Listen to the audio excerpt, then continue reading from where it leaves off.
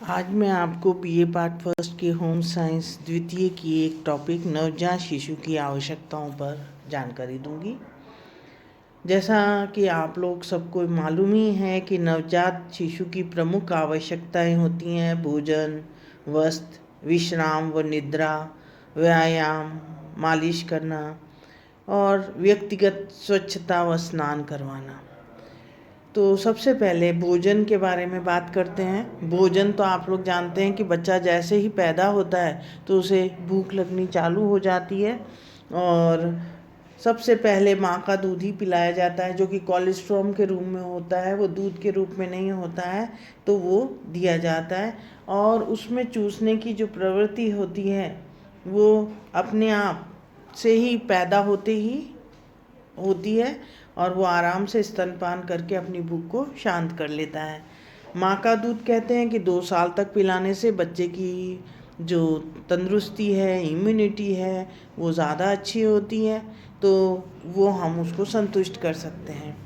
अब आता है फिर धीरे धीरे हम शिशु के आहार में परिवर्तन करते जाते हैं, उसके जो समय अंतराल है उसमें परिवर्तन करते जाते हैं। जैसे जैसे वो बड़ा होता जाता है तो वो तरल पदार्थ से ठोस, पहले अर्ध तरल पे आता है, फिर ठोस पे आता है और फिर धीमे धीमे उसमें परिवर्तन आ जाता है। दूसरी चीज़ है वस्त्र। वस्त्र में सबसे पहले हमें वस्त्रों का चुनाव करते समय इन बातों का ज़रूर ध्यान में रखना चाहिए। सबसे पहला मौसम के अनुकूल होने चाहिए। सूती गर्म वस्त्र सर्दी में और गर्मी में सूती वस्त्र, तो इसका हमें पूरा पूरा ध्यान रखना चाहिए। दूसरी चीज़ है अंदर के वस्त्र हरदम सूती ही होने चाहिए, जो कि स्वास्थ्य की दृष्टि से अनुकूल होते हैं।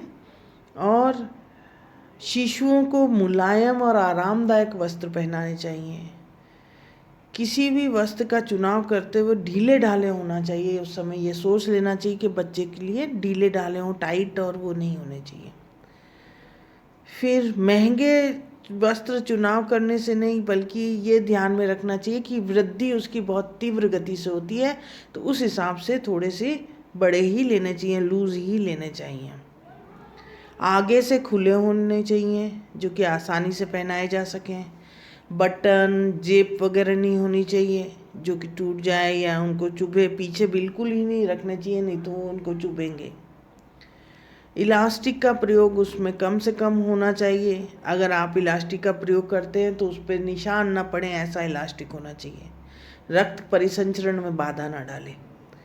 फिर हल्के रंगों का चुनाव करते हैं। गहरे रंग के वस्त्रों को अच्छा नहीं माना जाता है, और जाड़ों में अगर पहनाना है तो भले ही आप गहरे रंग के वस्त्र भी पहना सकते हैं। ऊनी वस्त्र मुलायम और हल्के होने चाहिए और कभी भी भारी वस्त्र बच्चे को नहीं पहनाने चाहिए। सर्दी के बचाव के लिए भी अधिक वस्त्र ऐसे होने चाहिए जिसमें कि सूती हों, और इतने ज़्यादा भी नहीं पहनाना चाहिए कि बच्चे को पसीना आने लगे। बच्चा भी हमारे जैसे ही इंसान है, तो उसको कई बार लोग इतना ज़्यादा ड्रेसेस पहना देते हैं कि बच्चा परेशान हो जाता है और वो घबराहट होने लगती है। तो आप ये सोचिए, अगर आप इतने ड्रेसेस पहनेंगे तो आपको कैसा लगेगा। और ये सोचते ही अपन सही ढंग से उसको एक आम तौर पे जो पहनाई जाती है वही ड्रेसेस पहनाते हैं। और कभी भी सिंथेटिक कपड़े जो पानी पसीना वगैरह अवशोषित नहीं करे, वो कभी भी बच्चे को नहीं पहनाना चाहिए। मुख्य जो चीज़ें हैं जो हम बनाते हैं, जैसे नैपकिन्स हैं, उनके नैपीज़ जो हैं वो सूती होने चाहिए। जो उनका बनियान है वो भी सूती होना चाहिए। और जहाँ तक हो उसकी सिलाई वगैरह, जो अगर हम नैपीज़ की सिलाई करते हैं तो वो ऐसी नहीं होनी चाहिए जो चुभे, या कोई भी ऐसे डेकोरेटिव तागों से ना हो जो चुभने वाले हों। कई लोग ये सोचते हैं कि शादी ब्याह जैसे ही उनके चमकीले कपड़े होने चाहिए, पहना के लेके जाएंगे। वो अच्छी बच्चे को सहूलियत नहीं देता, बच्चे के लिए तकलीफ होती है, उसको एलर्जी हो सकती है किसी रेशमी वस्त्र से, तो उसको अवॉइड करना चाहिए। फ्रॉक या झबला जो बनाया जाए तो वो बिल्कुल ही लूज़ होना चाहिए, और आगे से फ्रंट ओपन हो तो चलेगा, और नहीं तो उसका गला बहुत चौड़ा होना चाहिए ताकि वो पहन सके। और उसमें हम लेस वगैरह डाल सकते हैं या डोरा डाल सकते हैं, जिससे हम उसको उसकी सुविधा के अनुसार कसा जा सके। और ये देखा गया है कि जो फ्रॉक वगैरह यूज़ में लेते हैं वो भी बहुत ही सूती कपड़े के होने चाहिए, कलर्स अच्छे होने चाहिए, और वो भी सूती होंगे तो वो ज़्यादा बच्चे के लिए फ़ायदेमंद है। अगर हम अपन शनील वगैरह का कभी पहनाना चाहें तो वो सर्दियों में ज़रूर पहनाए जा सकते हैं, ऊनी वस्त्र और शनील वगैरह के कपड़े। फिर तौलिया जो होता है वो बहुत ही नरम होना चाहिए ताकि बच्चे को स्किन पे प्रभाव ना डाले, और रात्रि को जो पहनाने के वस्त्र हैं वो बिल्कुल ही ढीले ढाले होने चाहिए। सिलाई में भी ये ध्यान में रखें कि दोहरी सिलाइयाँ हों, ऐसे फोल्ड नहीं होने चाहिए। फोल्ड होते हैं तो बच्चे को चुभेंगे। इसी तरीके से झालर, लेस, शो बटन आदि नहीं लगाने चाहिए, नहीं तो उसको बच्चे को तकलीफ़ होती है। और आगे से बटन्स वगैरह होने, अगर आगे खुला हुआ होना चाहिए, और गला बड़ा होना चाहिए। इलास्टिक वगैरह का उपयोग ज़्यादा नहीं करना चाहिए, और घुटने से चलने लगे तो उसको थोड़ा सा ऐसा रखना चाहिए ताकि वो घुटने उसके क्लियर रहें, बच्चा फंसे नहीं उस कपड़ों में। और एक्सेस कपड़े नहीं पहनाने चाहिए। जब हम पहनाते हैं तो कुछ बातें हमें ध्यान में रखनी चाहिए, जैसे बीब वगैरह पहना के ही दूध पिलाएं, और अगर वो गंदे हों वस्त्र तो उसको रगड़ें, उसे सेफ्टी पिन्स वगैरह ना लगाएं, डोरी वगैरह बांध के रखनी चाहिए ऊनी मोजे वगैरह पे। हल्के और ढीले ढाले वस्त्र पहनाने हैं, और टोपा वगैरह जब पहनाते हैं तो आगे ना बांध के पीछे बांधें ताकि वो उसकी लेस ना खींच सके। और लंगोट वगैरह जो है वो लड़का और लड़की के हिसाब से बनाएं ताकि तकलीफ़ ना हो। फिर आता है निद्रा या नींद या विश्राम। प्रारंभ में तो नवजात शिशु 20 से 22 घंटे तक सोता है और केवल भूख लगने पर ही जगता है, पर 5 से 7 माह की आयु में वो 17-18 घंटे सोना पर उसके लिए पर्याप्त है। तो इसका ध्यान रखना चाहिए। अगर बच्चा बार बार उठ रहा है तो इसका मतलब है या तो वो भूखा है, या वो गीला हो गया है, या उसको कोई तकलीफ़ है, पेट वेट में दर्द है, तो उसका उपचार करना चाहिए।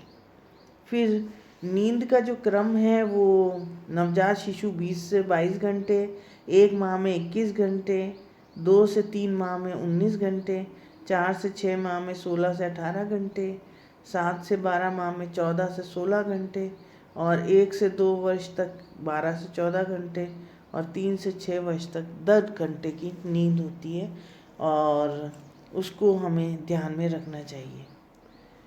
फिर अगर हमें उसको विश्राम करवाना है तो बिल्कुल स्वच्छ और हवादार कमरा हो, आरामदायक बिस्तर हो, पहनने के लिए ढीले ढाले वस्त्र हों, सुपाच्य भोजन खिलाया जाए उसे, मानसिक शांति होनी चाहिए, और मालिश वगैरह कराने के बाद में उसको सुलाना चाहिए ताकि उसको नींद अच्छी आए। और नींद नहीं आती है तो उसके कई कारण हो सकते हैं।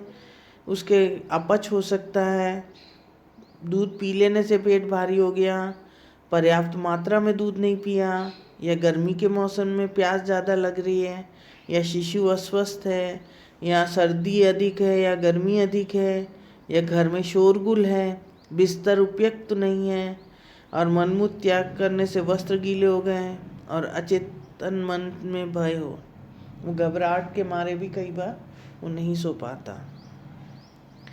स्वास्थ्य के लिए अनिद्रा बड़ी हानिकारक प्रभाव डालती है, और इसके उपाय यही हैं कि हमें कोशिश करना चाहिए।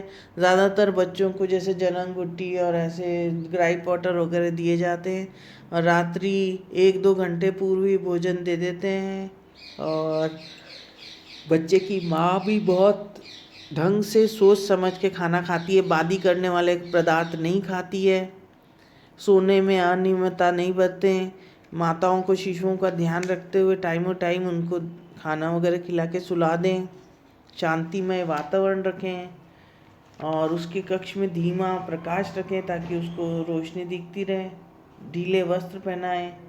और फिर आता है व्यायाम व मालिश। व्यायाम जो शारीरिक व्यायाम, मालिश का बड़ा महत्व है। इससे रक्त संचार बढ़ता है, मांसपेशियों में परिपक्वता आती है, धीरे धीरे शिशु की क्रियाशीलता में भी वृद्धि होती है। तो मालिश तो जैसा आप लोग जानते हैं कि हमारे यहाँ तो बड़े बुजुर्ग महिलाएं हर बच्चे को जो बच्चे की माँ को समझा देती हैं कैसे मालिश करना है, और कई जगह 1.25 महीने तक तो दायन करती हैं। तो जैसा भी कोई भी अनुभवी महिला वगैरह मालिश कर सकती है बच्चे की जो उसके नज़दीकी है। और सरसों का, तिल का, जैतून का, किसी भी ऑयल का उपयोग किया जा सकता है। और ये डाबर के भी आते हैं आजकल, तो वो भी हम उपयोग में ला सकते हैं। फिर कुछ सावधानियां बरतनी चाहिए हमें। दूध पिला के एकदम से मालिश नहीं करनी चाहिए। दूध पिलाने के मालिश करने के जस्ट बाद नहलाना भी नहीं चाहिए। तेल जो है वो सही किस्म का यूज़ करना चाहिए। और तेल लगाने के जैसे मालिश की तो एकदम से ना नहलाएं, उसको धूप वगैरह में रखें थोड़ी देर। और जाड़े के मौसम में मालिश बंद नहीं करें, धूप में करनी चाहिए ताकि वो धूप से उसको विटामिन डी भी मिलता रहे। और लूज़ वस्त्र पहनाएं। और दूध पिलाने के तुरंत बाद कभी भी नहलाना नहीं चाहिए या मालिश करने नहीं देना चाहिए। जो एक्सरसाइज है उससे अस्थियां जो जुड़ी हुई होती हैं वो खुल जाती हैं, हष्ट-पुष्ट होता है बच्चा, और सब चीज़ें पकड़ने वगैरह की हिम्मत, उसमें क्षमता आती है धीमे धीमे।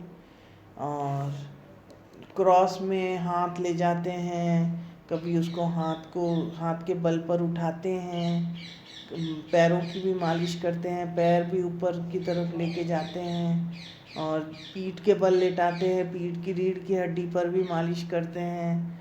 तो इस तरीके से वो जो एक रूटीन होता है जो कि अनुभव से व्यायाम क्या क्या करवानी होती है वो सब आदमी सीख जाते हैं। और उसके लिए इससे सभी चीज़ें मजबूत होती हैं। तो ये सब चीज़ें हम देखते हैं। व्यक्तिगत स्वच्छता का हमें पूरा ध्यान रखता है। व्यक्तिगत स्वच्छता, स्नान करवाना तो व्यक्तिगत स्वच्छता की दृष्टि से बहुत महत्व रखता है। और शिशु को स्नान और शरीर के विभिन्न अंगों की स्वच्छता रखनी बहुत ज़रूरी होती है। जैसा कि आप लोग जानते हैं कि फोल्ड्स होते हैं, अगर हम उनकी गंदगी को रिमूव नहीं करेंगे या साफ़ नहीं रखेंगे तो वो तकलीफ़देह हो जाते हैं। कई बार टॉयलेट वगैरह जाता है तो वो भी ज़रूरी है कि उसको साफ़ किया जाए। शिशु स्नान के बारे में निरोगी रखने के लिए बहुत ज़रूरी है शिशु को स्नान कराना। और उसकी त्वचा बहुत ही कोमल होती है और उसको बहुत ही सावधानी बरतनी चाहिए। और स्नान से शरीर स्वच्छ हो जाता है, वो फ्रेश हो जाता है और दुर्गंध दूर हो जाती है और प्रसन्नचित्त रहता है, रक्त संचार में वृद्धि होती है। हम 3 प्रकार से स्नान कराते हैं: धूप स्नान, अर्ध स्नान और पूर्ण स्नान। धूप का स्नान तो हर बार मालिश करने के बाद में हम करवाते हैं ताकि उससे विटामिन डी बने और उसकी हड्डियां मजबूत हों, शरीर में स्फूर्ति आए, तंदुरुस्ती रहे। अर्ध स्नान मतलब हम लोग उसको कहते हैं ना सनबाथ या ये स्पॉन्जिंग करते हैं।